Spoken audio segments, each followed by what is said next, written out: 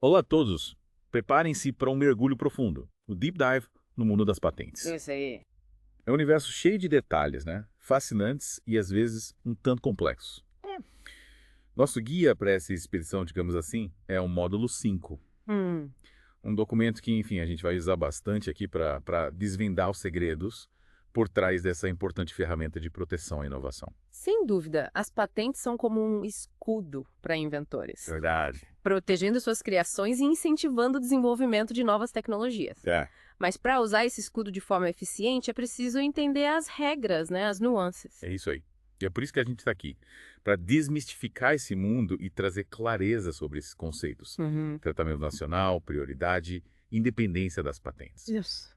Vamos começar com algo que talvez te surpreenda, sabe? Você sabia que uma patente concedida no Brasil não garante automaticamente proteção em outros países? É verdade. Cada país tem suas próprias leis e procedimentos para concessão de patentes. A independência das patentes significa que uma invenção pode ser patenteável em um país, mas não em outro. Imagina a frustração de um inventor que acredita ter sua criação protegida globalmente Pois é. e descobre que não é bem assim, né? É. Mas antes de a gente entrar em detalhes sobre a independência das patentes, vamos voltar um passo. Vamos. Entender os princípios gerais que regem esse sistema todo, né? Boa ideia. Um dos pilares do Sistema Internacional de Patente é o tratamento nacional. Em termos simples, ele garante que os estrangeiros que desejam patentear uma invenção do Brasil Certo. recebam o mesmo tratamento que os inventores brasileiros. Ou seja, não há privilégios para os inventores locais, né?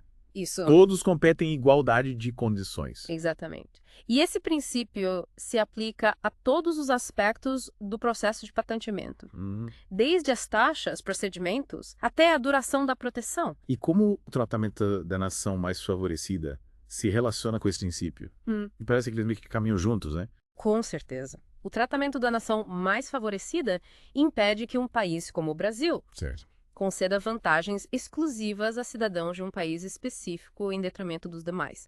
Se o Brasil oferece algum benefício especial a inventores da Argentina, por exemplo, esse benefício deve ser estendido automaticamente a todos os outros países que fazem parte do Acordo TRIPS, Sim. um importante tratado internacional sobre propriedade intelectual. Entendi. É como uma cláusula de igualdade, para garantir que todos os países membros do Acordo TRIPS sejam tratados de forma justa e equitativa. Isso. Esses tratados internacionais são essenciais para criar um sistema global de patentes mais harmonioso e previsível, né? Sem dúvida. A harmonização das leis de patentes facilita, né? Sim. Facilita a vida dos inventores que desejam proteger suas criações em múltiplos países. Falando em facilitar a vida dos inventores, vamos explorar o conceito de prioridade, Vamos. que me parece uma ferramenta bastante útil, né? A prioridade é um benefício estratégico que permite ao inventor usar a data do primeiro pedido de patente, Certo. depositado em um país membro da Convenção de Paris, Sim. como base para pedidos subsequentes em outros países, dentro de um prazo de 12 meses. E qual a vantagem disso? Me explica. Imagine que você desenvolveu uma nova tecnologia revolucionária e decide patenteá-la primeiro no Brasil. Certo. Com a prioridade, você tem 12 meses para avaliar o potencial da sua invenção, buscar investidores, planejar sua estratégia de internacionalização, sem perder a data do primeiro depósito como referência. É como um congelamento da data da invenção, garantindo que qualquer divulgação ou evento posterior não afete a novidade da sua criação. Exatamente. Isso dá mais segurança aos inventores, né? Especialmente em um mundo onde a informação viaja tão rápido. É. A prioridade permite que o inventor teste as águas em outros mercados sem comprometer a proteção da sua invenção. É uma ferramenta valiosa para startups e empresas que buscam expandir seus negócios globalmente. Mas e se durante esses 12 meses o inventor fizer melhorias ou aperfeiçoamentos na invenção? Ele precisa abrir mão da prioridade do primeiro depósito. Não necessariamente. A Convenção de Paris permite a reivindicação de prioridades múltiplas. Ou seja, o inventor pode combinar a prioridade de vários pedidos anteriores em um único pedido posterior, desde que as invenções estejam interligadas. Interessante. É como se o inventor pudesse construir um portfólio de prioridades para proteger sua invenção de forma mais abrangente, né? Mais estratégica. Mas me diga, essa prioridade se aplica a qualquer tipo de invenção? Sim. O direito de prioridade se aplica a patentes de invenção e a modelos de utilidade. Entendi. Mas é importante lembrar que a invenção precisa ser essencialmente a mesma nos diferentes pedidos, né? Isso. Não se pode adicionar novos elementos ou modificar significativamente a invenção original e ainda reivindicar a prioridade. Perfeitamente. A prioridade garante que a data do primeiro depósito seja utilizada como referência para avaliar a novidade da invenção. Certo. Mas a invenção em si precisa ser consistente entre os diferentes pedidos. E como essa prioridade se relaciona com o estado da técnica?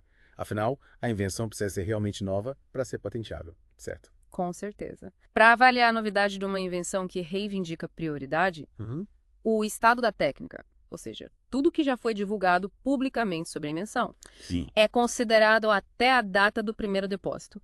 Qualquer publicação, apresentação em conferência ou uso público da invenção após o primeiro depósito não será considerado para determinar a novidade. Ou seja, a prioridade blinda a invenção contra divulgações posteriores, né? Isso. Garantindo que o inventor não seja prejudicado por eventos que estejam fora do seu controle. Exatamente. A prioridade é uma ferramenta poderosa para proteger a novidade da invenção durante esse período inicial de desenvolvimento e internacionalização. Agora, vamos voltar à independência das patentes. Se cada país tem suas próprias leis e procedimentos, como um inventor pode proteger sua criação globalmente? Essa é uma questão crucial. A independência das patentes significa que a concessão de uma patente em um país não garante automaticamente a proteção em outros países. Entendi. Se o inventor brasileiro deseja proteger sua invenção aos Estados Unidos, por exemplo, ele precisa depositar um pedido de patente naquele país, seguindo as leis e procedimentos americanos. Entendi. É como jogar um jogo diferente em cada país, com regras e desafios específicos, né? Mas por que as patentes são independentes? Não seria mais simples ter um sistema global unificado? A independência das patentes reflete a soberania de cada país, Certo. em definir suas próprias leis e políticas de propriedade intelectual. Além disso, as diferenças nos sistemas de patentes podem estar relacionadas a fatores históricos, econômicos e sociais específicos de cada país. Faz sentido. Cada país tem suas próprias prioridades e necessidades em relação à proteção da inovação. Mas imagino que essa colcha de retalhos de leis e procedimentos torna a vida dos inventores bem mais complicada, né? Sem dúvida, a internacionalização de patentes exige planejamento estratégico e auxílio de especialistas que conheçam, né? Sim. As nuances de cada sistema. Mas a boa notícia é que existem ferramentas e acordos internacionais que facilitam esse processo. Com certeza. É por isso que a gente está aqui, né? Desvendando os mistérios do mundo das patentes e ajudando nossos ouvintes a navegar por esse mar de informações, né? Exatamente. Nosso objetivo é trazer clareza, né? Conhecimento para você, inventor, poder proteger suas criações com mais segurança e eficiência. É isso aí. Agora que já exploramos os princípios gerais do sistema de patentes, vamos mergulhar nas condições de patentabilidade, que são os requisitos essenciais para que uma invenção seja considerada digna de processão. É como um checklist para os inventores, certo? Quais são os itens dessa lista? Exatamente. No Brasil, assim como na maioria dos países, existem 5 requisitos principais: matéria patenteável, novidade, atividade inventiva, aplicação industrial e suficiência descritiva.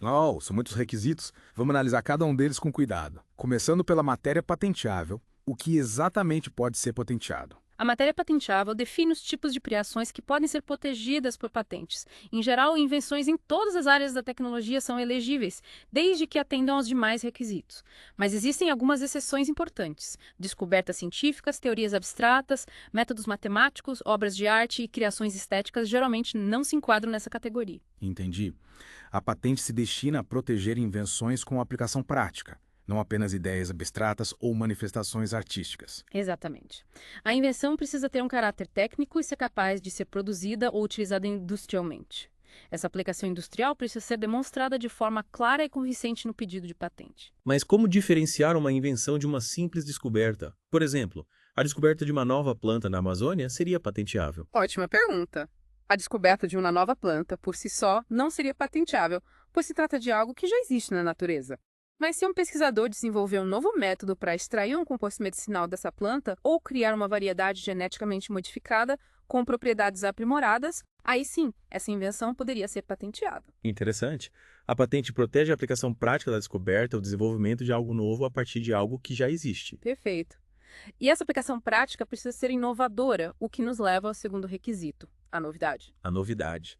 Esse parece ser um dos requisitos mais desafiadores, especialmente em um mundo onde a informação se espalha tão rapidamente. Com certeza. Para ser considerada nova, a invenção não pode ter sido tornada acessível ao público em qualquer lugar do mundo antes da data de depósito do pedido de patente. Qualquer publicação, apresentação em conferência, uso público ou venda da invenção antes do depósito pode viabilizar a patente. Caramba, uma regra bastante rigorosa. Imagino que isso causa muita dor de cabeça para inventores e empresas que, sem querer, acabam divulgando suas invenções antes do tempo. É um ponto crítico que exige muita atenção por parte dos inventores. Manter o sigilo da invenção até o depósito do pedido de patente é fundamental. E como o estado da técnica é utilizado para determinar a novidade de uma invenção. O estado da técnica abrange tudo aquilo que já foi tornado público sobre a invenção. Para avaliar novidades, examinadores de patentes realizam buscas em bancos de dados de patentes, publicações científicas, catálogos de produtos e outras fontes de informação técnica. Parece um trabalho de detetive.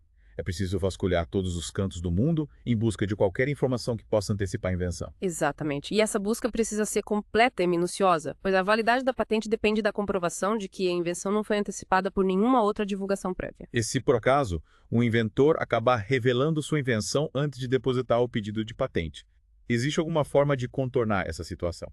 Em alguns países, existe o período de graça, que concede ao inventor um prazo para depositar o pedido de patente após a divulgação da invenção, sem que essa divulgação seja considerada para avaliar a novidade. No Brasil, esse período é de 12 meses. Ufa, que alívio. Mas é importante lembrar que nem todos os países oferecem esse benefício. Por isso, o ideal é sempre buscar o auxílio de um especialista em patentes antes de fazer qualquer divulgação pública da invenção. Concordo. É sempre melhor prevenir do que remediar. Agora, vamos passar para o terceiro requisito de patenteabilidade. A atividade inventiva. Atividade inventiva. O que significa isso? A atividade inventiva, também conhecida como não-obviedade, significa que a invenção não pode ser uma mera modificação óbvia de algo que já existe. Ela precisa representar um salto inventivo, um avanço significativo em relação ao estado da técnica. Ou seja, não basta apenas fazer uma pequena mudança em um produto ou processo existente. A invenção precisa ser realmente inovadora aos olhos de um especialista na área. Exatamente. A invenção precisa surpreender um técnico no assunto, ou seja, alguém com conhecimento médio na área técnica da invenção. Se a invenção for considerada óbvia para esse técnico hipotético, ela não será patenteável. Entendi. É como se a invenção precisasse passar por um teste de originalidade para garantir que ela realmente represente um avanço significativo no campo da tecnologia. Mas como a atividade inventiva é avaliada na prática? Imagino que essa análise seja bastante subjetiva. Sim, a avaliação da atividade inventiva pode ser complexa e envolve uma análise criteriosa do estado da técnica e da invenção em si. Os examinadores de patentes utilizam diversos métodos para avaliar a não-obviedade. Um método comum é o problema-solução, que consiste em identificar o problema técnico que a invenção se proponha a resolver e analisar se a solução encontrada era previsível por um técnico no assunto. Parece um quebra-cabeça. Os examinadores precisam juntar todas as peças do estado da técnica e da invenção para determinar se a solução apresentada é realmente inovadora. É um processo desafiador, que exige atenção aos detalhes e capacidade de interpretar informações técnicas complexas. Afinal, a decisão de conceder ou negar uma patente pode ter um impacto significativo na trajetória de um inventor ou empresa. Com certeza, a proteção por patente pode ser um diferencial competitivo importante, especialmente em setores de alta tecnologia, onde a inovação é constante e a concorrência é acirrada. Sem dúvida. A patente confere ao inventor o direito exclusivo de explorar comercialmente sua invenção por um período determinado, o que pode ser fundamental para garantir o retorno do investimento em pesquisa e desenvolvimento. E por falar em exploração comercial, vamos agora analisar o quarto requisito de patenteabilidade: a aplicação industrial. O que significa dizer que uma invenção precisa ter aplicação industrial. A aplicação industrial significa que a invenção precisa ter uma utilidade prática, ser capaz de ser produzida ou utilizada em algum tipo de indústria. Ela não pode ser apenas uma teoria, um conceito abstrato ou uma mera curiosidade científica. Ou seja, a invenção precisa ter um pé no mundo real, ser capaz de gerar algum tipo de benefício prático para a sociedade. Exatamente. A patente não é um prêmio para ideias brilhantes, mas sim um instrumento para proteger invenções que podem ser aplicadas na indústria e contribuir para o desenvolvimento tecnológico e econômico. Mas o que exatamente se considera indústria nesse contexto? Imagino que essa definição tenha evoluído ao longo do tempo, acompanhando as mudanças tecnológicas e econômicas. Com certeza. O conceito de indústria tem uma interpretação ampla, abrangendo não apenas as atividades de produção tradicionais, mas também setores como a agricultura, a biotecnologia, a informática e a prestação de serviços. O importante é que a invenção tenha uma utilidade prática e seja capaz de gerar algum tipo de resultado concreto. Entendi. Aplicação industrial como a ponte que conecta a invenção ao mundo real, transformando ideias em produtos, processos e serviços que podem beneficiar a sociedade. Perfeita analogia. A patente incentiva a criação de soluções inovadoras para os desafios da humanidade, desde a produção de alimentos e medicamentos até a comunicação e o transporte. E para finalizar nossa análise das condições de patentabilidade, vamos explorar o quinto e último requisito: a suficiência descritiva. O que significa dizer que uma invenção precisa ser suficientemente descrita no pedido de patente? A suficiência descritiva significa que o inventor precisa descrever sua invenção de forma clara, completa e precisa no pedido de patente, de modo que um técnico no assunto seja capaz de compreendê-la e reproduzi-la. Ou seja, o pedido de patente não pode ser vago ou incompleto. Ele precisa ser como um manual de instruções detalhado que permita a qualquer pessoa com conhecimento técnico na área replicar a invenção. Exatamente. A descrição da invenção precisa ser suficientemente detalhada para permitir a sua execução por terceiros. Afinal, a patente é uma espécie de contrato social. O inventor divulga sua invenção para a sociedade em troca da proteção por um período determinado. E quais são os elementos que compõem a descrição da invenção no pedido de patente? Imagino que não baste apenas descrever a invenção em palavras. Geralmente, a descrição da invenção inclui um resumo da invenção, um relato detalhado do estado da técnica, uma descrição minuciosa da própria invenção, exemplos práticos de sua aplicação, desenhos técnicos e, por fim, as reivindicações que delimitam o escopo da proteção. Caramba, é bastante coisa. O pedido de patente precisa ser um documento completo e bem estruturado para garantir que a invenção seja devidamente protegida. Sem dúvida. E é por isso que a elaboração do pedido de patente é uma tarefa complexa e delicada, que exige o auxílio de um especialista em propriedade intelectual. Afinal, qualquer erro ou omissão na descrição da invenção pode comprometer a validade da patente. Entendi. É como construir uma casa. A fundação precisa ser sólida para que a estrutura se sustente. No caso da patente, a suficiência descritiva é a fundação que garante a validade e a efetividade da proteção. Excelente analogia. A qualidade da descrição da invenção é crucial para o sucesso da patente. Afinal, de nada adianta ter uma invenção genial se ela não for devidamente descrita e reivindicada no pedido do patente. Com certeza. A suficiência descritiva é a chave para que a invenção seja compreendida e reconhecida como inovadora, garantindo a proteção e os benefícios que a patente proporciona. E para finalizar nossa discussão sobre a suficiência descritiva, é importante destacar que no caso de invenções que envolvem micro-organismos, a descrição pode ser complementada com o depósito do micro-organismo em uma instituição reconhecida. Interessante. Imagino que isso seja necessário para garantir que a invenção possa ser reproduzida por terceiros, já que a descrição por si só pode não ser suficiente nesse caso. Exatamente. O depósito do micro-organismo permite que os examinadores de patentes e outros especialistas verifiquem as características da invenção e garantam que ela atenda aos requisitos de patenteabilidade. No Brasil, a Lei da Propriedade Industrial prevê o depósito em instituições autorizadas pelo INPI. Que bom saber! É importante que o sistema de patentes se adapte às particularidades de cada área da tecnologia, garantindo a proteção de invenções complexas, como as que envolvem micro-organismos. A biotecnologia é uma área em constante desenvolvimento, com grande potencial para gerar inovações que podem beneficiar a humanidade. Com certeza. E com essa análise completa das condições de patenteabilidade, acredito que nossos ouvintes já têm um mapa detalhado para navegar pelo mundo das patentes e garantir a proteção de suas invenções. Mas nossa jornada pelo universo das patentes ainda não acabou. Na próxima parte, vamos explorar outros aspectos importantes do processo de patenteamento, como as condições de apoio e os procedimentos para a obtenção da patente. Fiquem ligados. Bem-vindos de volta ao Deep Dive. Na última parte, a gente explorou, as condições de patenteabilidade, que definem os critérios para uma invenção poder ser protegida por patente.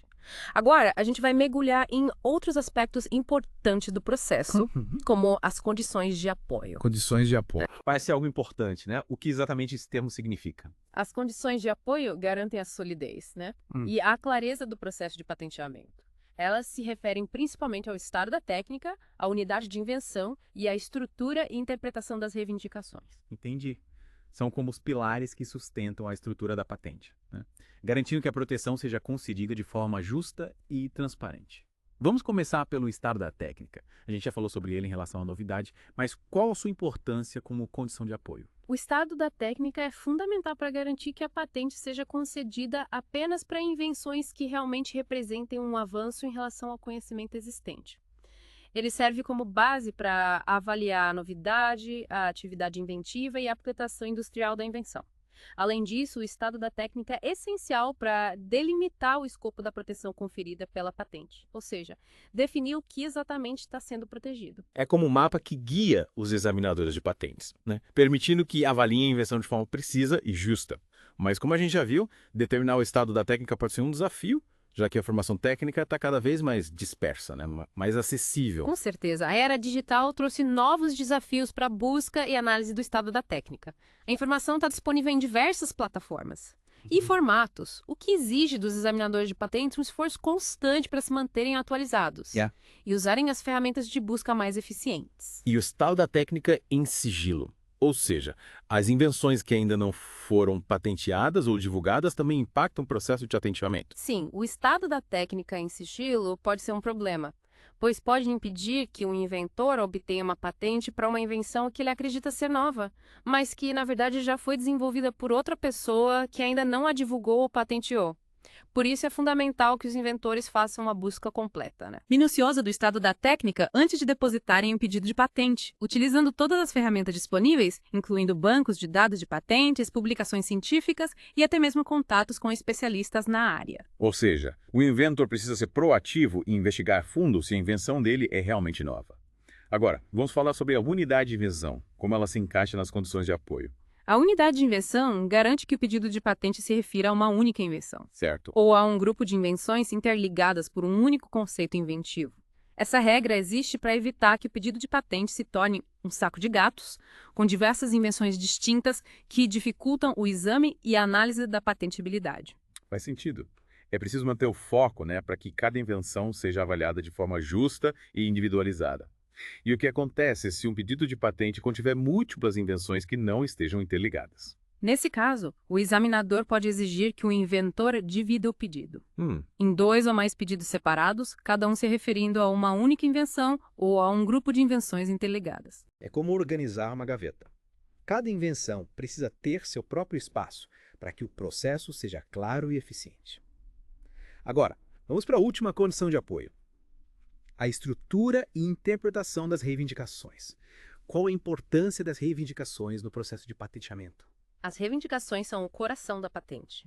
Elas definem o escopo da proteção, ou seja, delimitam o que exatamente está sendo protegido pela patente. As reivindicações precisam ser claras, precisas e concisas, de modo que qualquer pessoa, incluindo competidores tribunais, possa entender o que a patente protege. Ou seja, as reivindicações são como a escritura da propriedade da invenção. Isso. Elas definem os limites do terreno que o inventor pode explorar com exclusividade. Perfeita analogia. As reivindicações são um instrumento jurídico que garante ao inventor o direito exclusivo de explorar comercialmente sua invenção. Por isso, a redação das reivindicações é uma etapa crucial do processo de patenteamento que exige expertise técnica, né? E jurídica. E como as reivindicações são estruturadas, elas seguem algum padrão específico. Sim, as reivindicações geralmente seguem uma estrutura lógica com um preâmbulo que identifica o objeto da invenção, seguido de uma parte caracterizante, que descreve as características técnicas que a tornam nova e inventiva. As reivindicações podem ser independentes, quando definem a invenção de forma completa, ou dependentes, quando se referem a características adicionais ou específicas da invenção. Entendi. É como construir uma casa, né? A reivindicação independente é a estrutura principal e as reivindicações dependentes são os cômodos, os detalhes que a complementam.